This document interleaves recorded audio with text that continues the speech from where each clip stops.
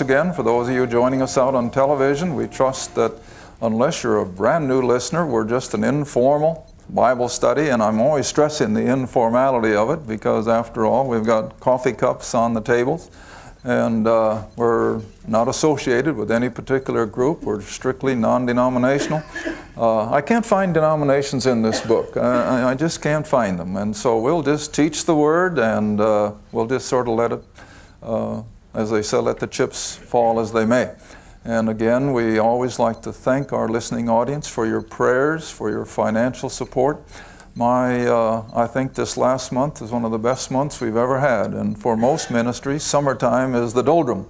But you've been faithful, and we just thank the Lord for each and every one of you.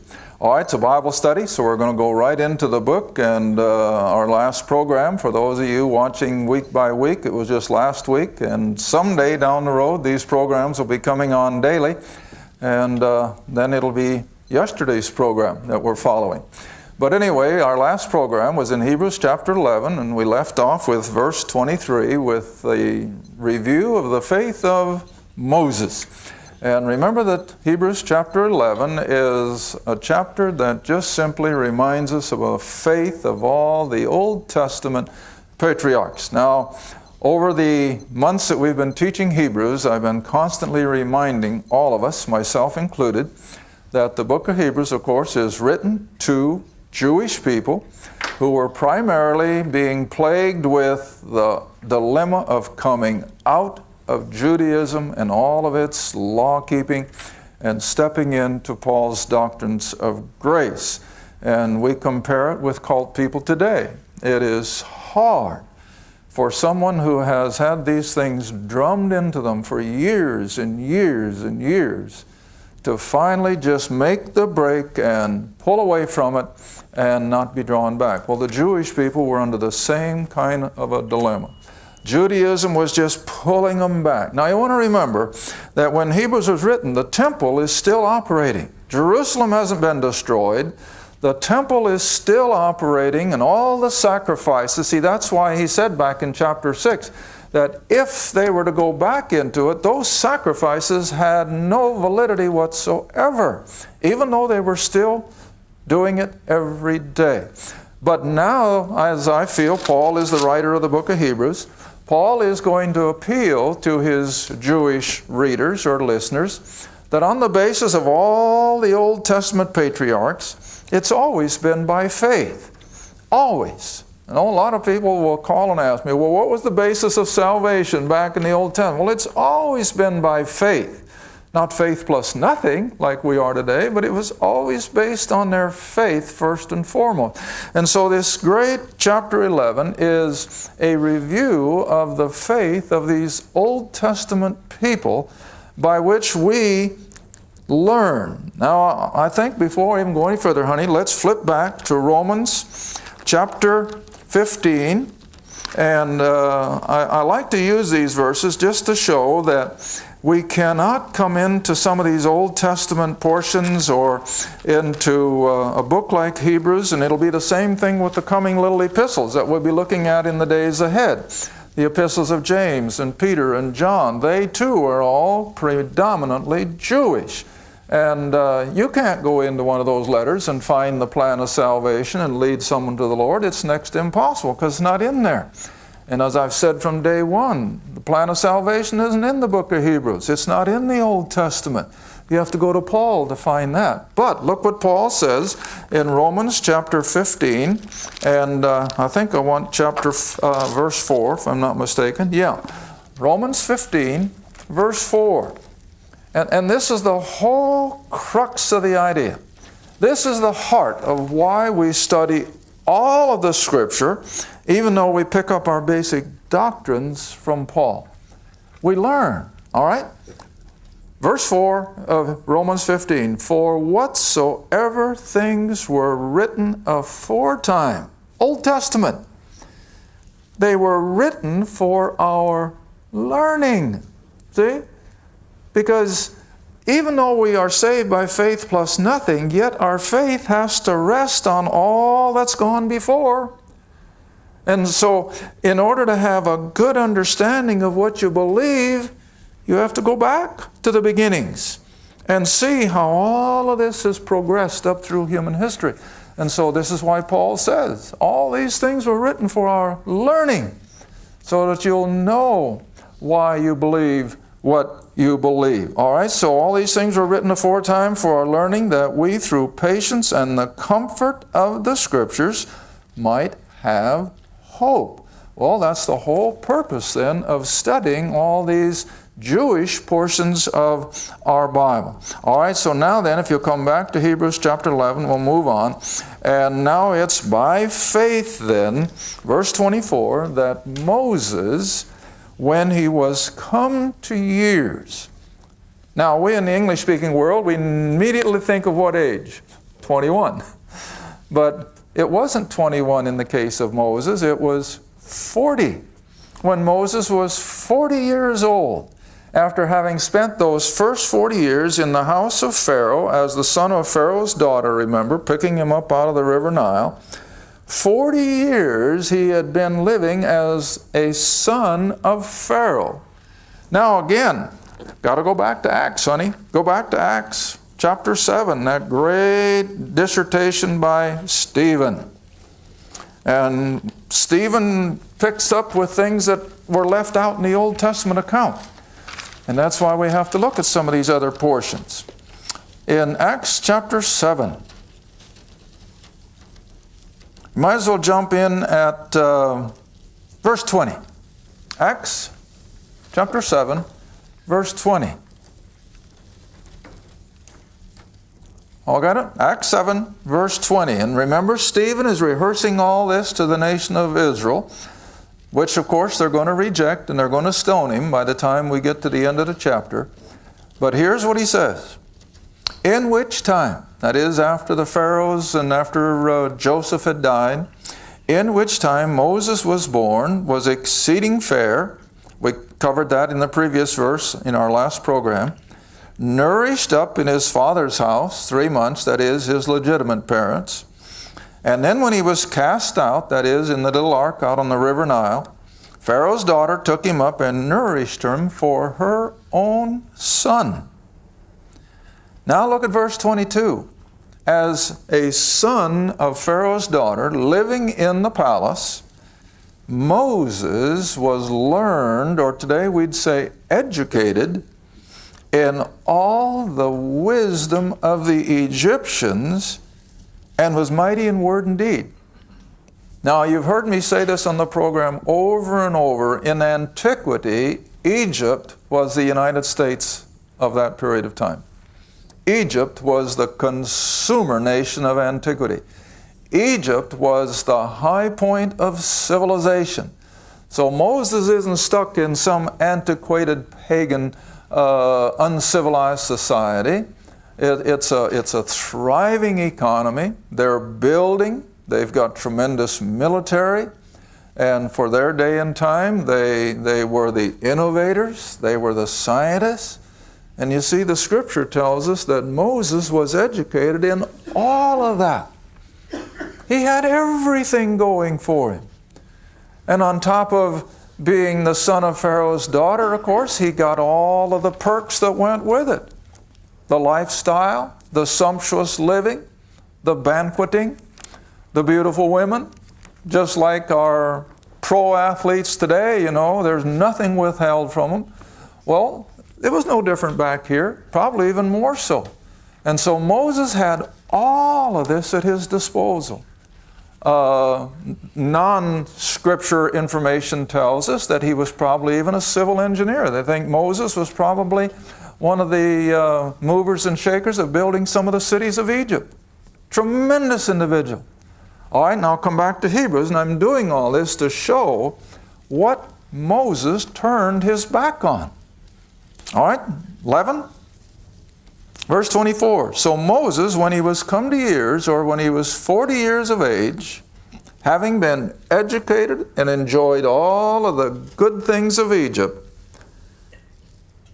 and when he was come to years, he refused to be called the son of Pharaoh's daughter, choosing.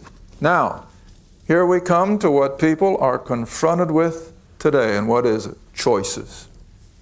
Choices. People will call that they've got a loved one or someone that's a drug addict, or is this, or is that. Well, how did he get there? Choices. Bad choices. But you see, every human being, every one of us have been faced with choices. We are what we are by virtue of what we have chosen to do. All right, Moses was no different. These people were just as human as we are. They too had to make choices. And so Moses makes the choice now in spite of all that's going for it. The sumptuous living, his clout, his power, politically, militarily, business. He had it all. Second man in Egypt. But now he makes a choice. And so when he came to years, he refused to be called the son of Pharaoh's daughter, choosing rather to suffer affliction with the people of God. And I'll add the word rather than enjoy the pleasures of sin for a season. You see why I made reference to our present day athletes and how all of the pleasures of the immoral world are at their disposal? It was no different. Moses had the same thing. And he had all the opportunity for the pleasures of sin. And let's face it, especially during the youthful years, sin can be pleasurable. Oh, it's going to take its toll sooner or later. But while they're in it, they think they're having a good time. And Moses was no different. But when he was 40 years old, right at the prime of life, what does Moses choose? The other direction. And he turns his back on all the sumptuous living, all of the sinfulness that was at his disposal, and he chose rather to cast his lot with the people of God. Now, even for young people today, that's not an easy choice, is it? We sometimes wonder why our kids are so reluctant to choose the Christian lifestyle. Well, that's not where the exciting pleasures lie. Not for the time. But that's when a lot of times they make wrong choices that will lead them deeper and deeper into these situations from which they can't withdraw. But always remember that the Scripture is so adamant that we are faced with choices. And Moses here is the perfect example that he chose of his own volition by, of course, God's leading, but he chose to suffer the affliction of the people of God rather than to enjoy the pleasures of sin in Pharaoh's household for a season. Now there again, I suppose I could go 10, 15 minutes on just those three words, for a season. What does that tell you? Sin can be ever so great for a little while. But how do most of them end up? Suicide, alcoholics, drug addicts, sleeping under the bridge. How many of our successful athletes especially end up poverty-stricken? Why? They enjoyed the pleasure of sin for a little while, but it doesn't last. And then they pay the wages of it. Well, you see, Moses was in the same thing. He could enjoy the pleasures of sin for a little while. But now go into verse 26. He esteemed the reproach of Christ. Now you got to remember that the word Christ, we do not have it back in the Old Testament. In other words, when you read about Moses in Exodus, you don't see the name Jesus Christ. But it's the same person. Jehovah was the same person. He was in his Old Testament economy, but it was the same person of the Godhead that was dealing with Moses and the patriarchs as deals with us today. Today, of course, we now have the benefit of that finished work of the cross, but nevertheless, so far as his operating out of the Godhead, the person of the Godhead that dealt with Moses was the same one that we deal with today.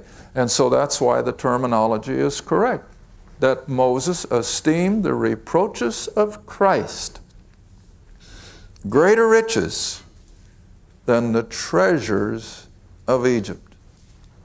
Now, don't lose sight of the fact. Egypt was the America of its day. They lived sumptuously. They knew how to live, as we say, high on the hog.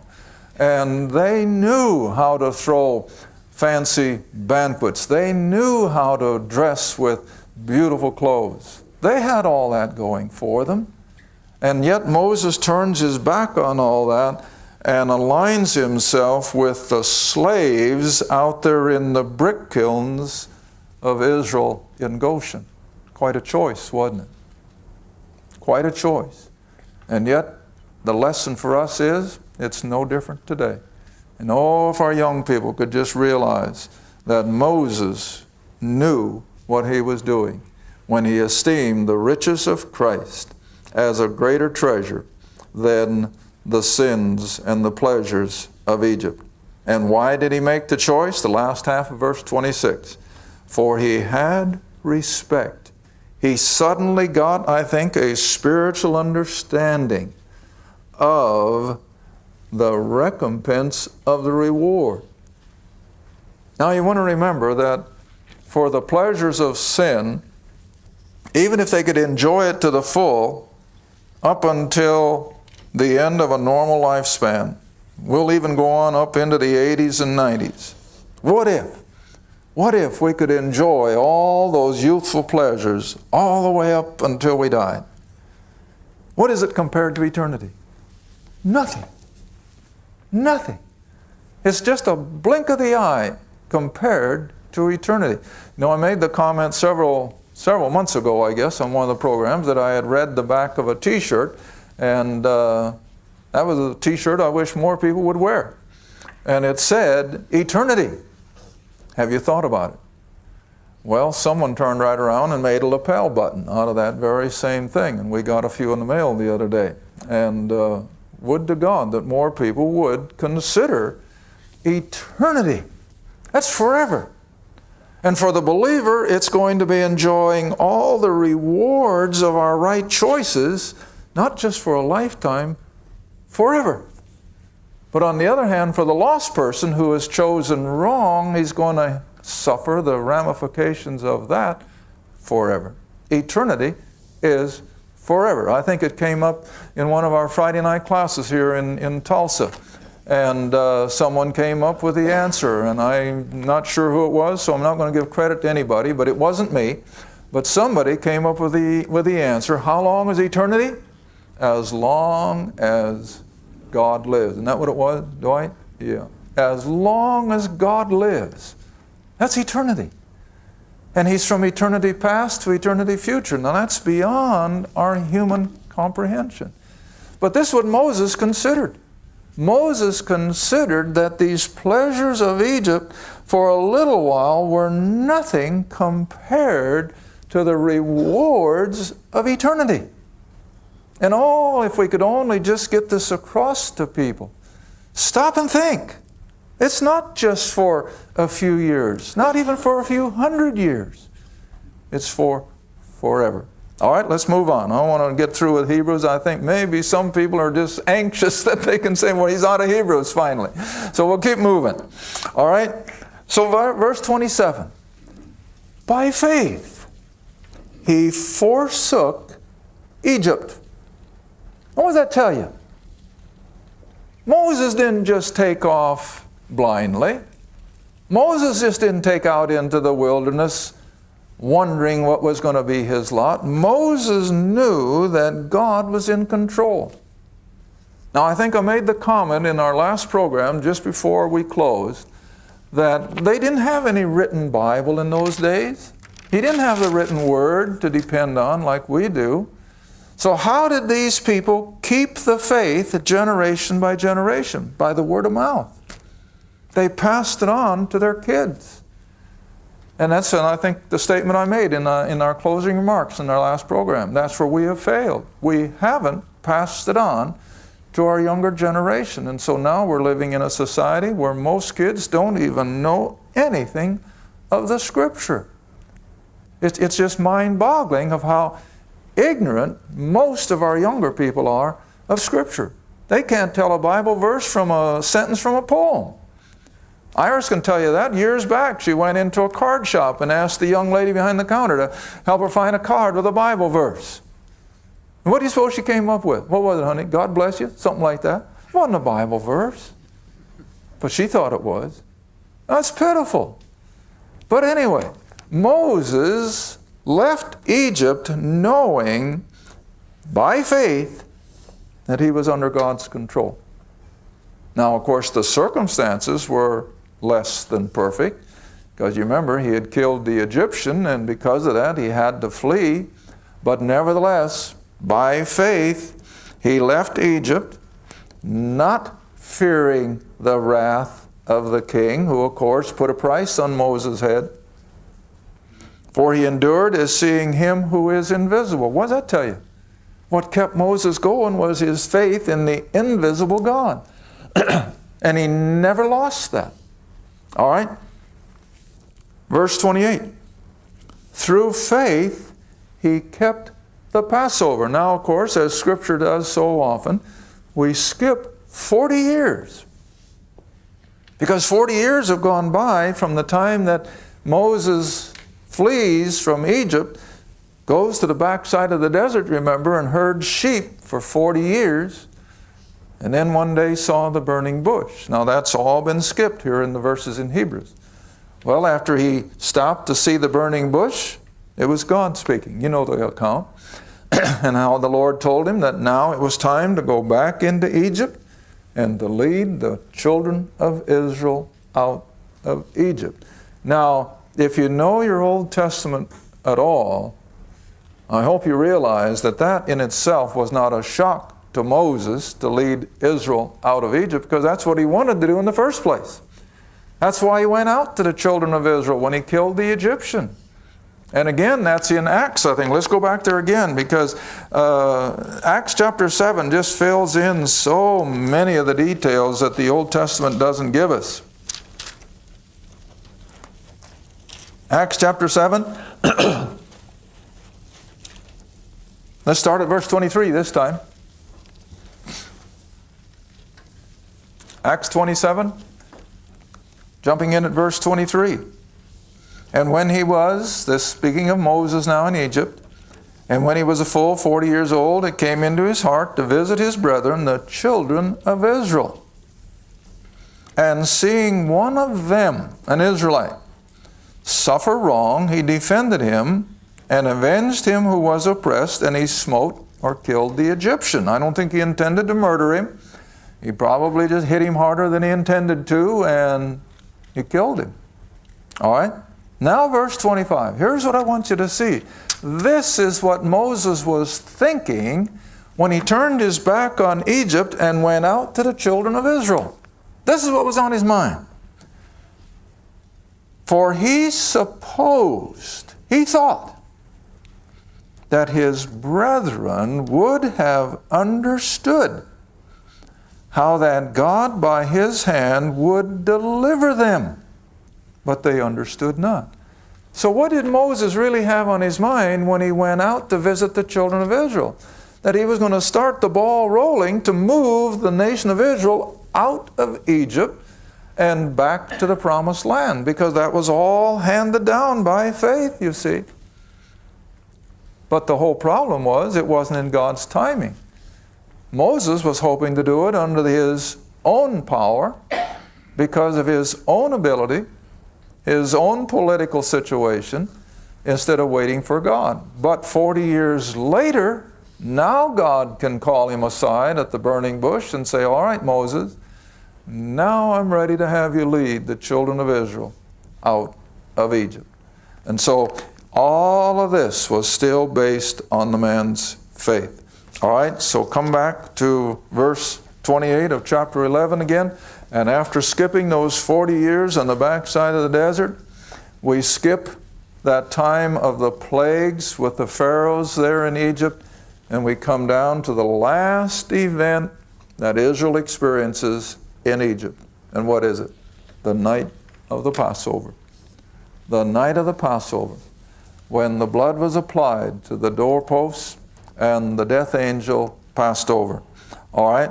So verse 28, through faith taking God at His word, He kept the Passover. See? He kept the Passover. And the sprinkling of the blood, which we know from Exodus was simply taking a piece of hyssop, dipping it in the basin of blood, and applying it to the two side posts and the lintel. And here it's just referred to as the sprinkling, but it was the application of the blood of that Passover lamb, and it is what caused the death angel then to pass over the houses of the Israelites. Now reading on in verse 28, lest he that destroyed the firstborn, that is of Egypt, all the firstborn of Egypt, remember, were stricken, but the blood of the Passover lamb kept the death angel from touching them. Now again, what did it take to take the lamb's blood and apply it to a doorpost? Faith. Faith. They had nothing else to go by. But God had said, if you apply the blood in such and such a way, as the death angel is striking the firstborn all across Egypt, if I see the blood, I'll pass over you. And so what was the basis for putting the blood on the door? Faith. Faith. They had no other way of knowing. They had no way of knowing that that death angel would pass over, but they took God at His word. Now you see, we come right back to that same concept today. Over and over I have to ask people, are you trusting nothing but that finished work of the cross? Or are you trusting your denomination? Are you trusting your local church? Now there's nothing wrong with all those things, but they will never save anybody. Our faith has to be in what God has said. And what has God said? That when I see you place your faith in that finished work of the cross, you're mine. And we take that by faith. But oh, it's so hard. It's so hard for people to say, you mean I don't have to do this? I don't have to do that? No. You do only what God says to do.